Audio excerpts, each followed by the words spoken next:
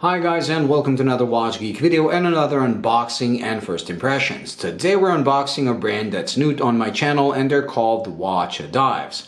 Now behind this, quite frankly not a spectacular brand name, is a brand that focuses on ultra affordable watches. Just like the Militado watches that I reviewed recently, these guys do the same thing, but they're mostly mechanical.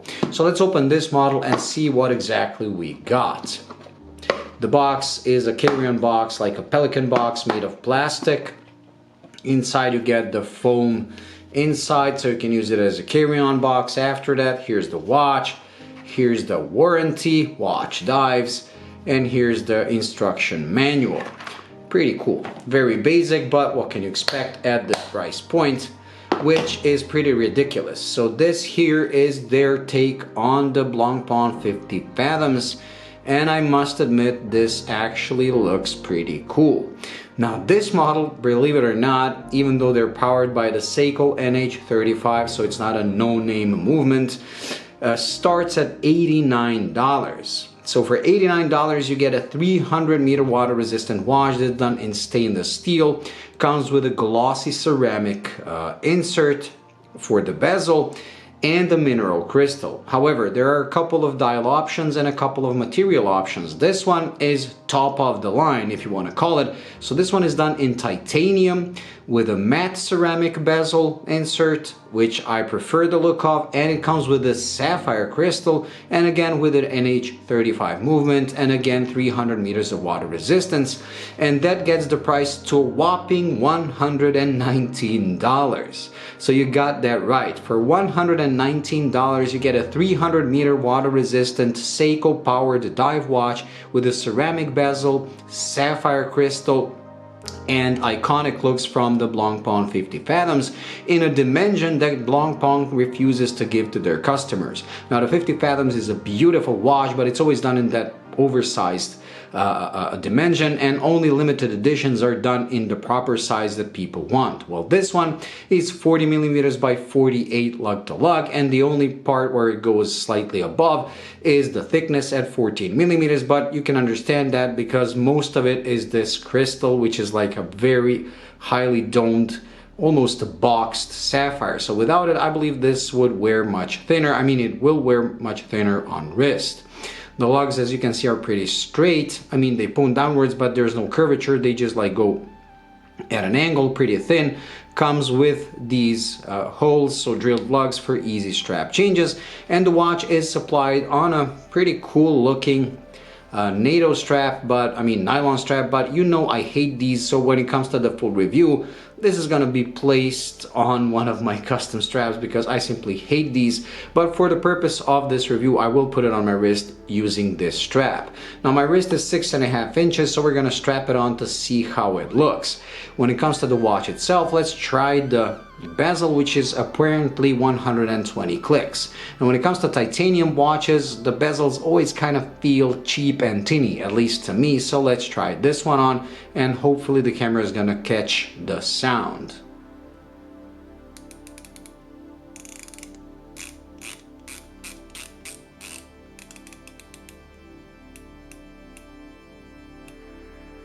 Okay, so this has pretty like firm and precise clicks. It doesn't feel as cheap as I thought. It's actually quite good.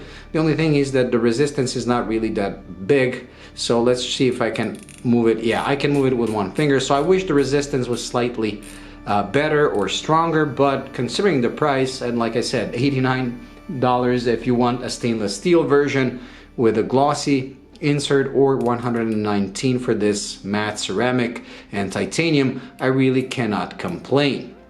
Now, as I said, there are a couple of dial options. You have the traditional mil-spec with the lume plots and that like little circle at 6 o'clock, just like on the Blancpain 50 Fathoms.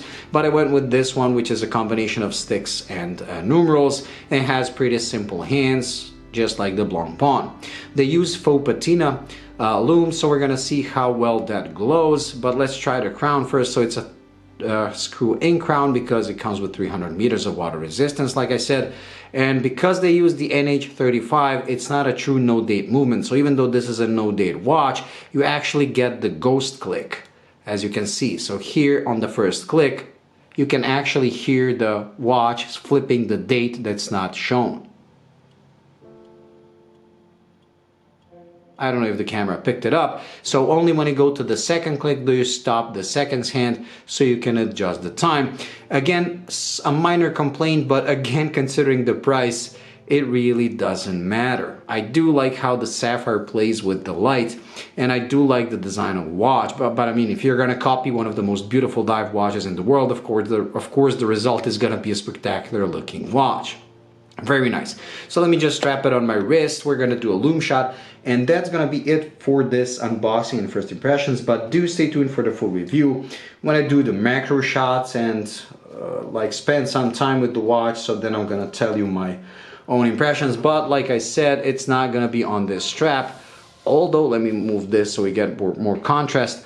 I have to admit, it does look pretty cool on this strap. I like the color of the strap, but you know me, I hate NATOs because of this part sticking here. Also, they increase the thickness of the watch. The watch sits higher than it should. So this is definitely going to go on one of my straps, but I do like the color combination. Very, very impressive, especially considering the price. Also, I'll have all that for the full review when I do the macro shots, but from looking at it with my naked eye, it seems very clean. By clean, I mean I can't see any dust particles or any scratches on the hands or anything when I'm looking at it like this. We're gonna see under macro, but so far it actually looks like really decently made, especially considering the price. Now these ultra affordable brands are getting better and better. Usually before, when you got a like $100-$150 watch, or even under $100 watch, even ones that I featured on my channel, you could clearly see where the price cutting was done. But on these, like the latest generation of these watches, including that Militato, they're really, really impressive for the price. Like I said, this for $89, you get a proven automatic movement, 300 meters of water resistance. I mean, the specs are just beyond belief. And they have a lot of models on their webpage. I decided to get this one because I always wanted to try the Blancpain 50 Fathoms. It is, to me, one of the most beautiful dive watches ever. But unfortunately, as I said, they always make them in these extra large dimensions, which look ridiculous on my wrist. Okay, so let's do the loom shot and we're gonna be right back. Okay, so with the light prepared for me to shut it off, let me just, and you can see it at a different angle with the light pointing at it. Let's just charge the watch and we're gonna turn off the lights. Now in some of my videos you could hear me say turn off the lights without me moving the light, and that's when I get help from my daughter, but she's out playing with her friends, so unfortunately I have to move the light and turn it off myself. Okay, so let me just zoom in, let the camera focus, and turn off the lights. And there we go. Okay, so the loom is quite impressive, even though it's faux patina. And we do have the Boltony Pilot Bronze here, so let's just compare it. So as you can see, the loom is quite impressive, especially considering, look how much more loom is there on this Boltony, and yet this one is kind of matching it. Very cool. Okay, let me turn back on the light.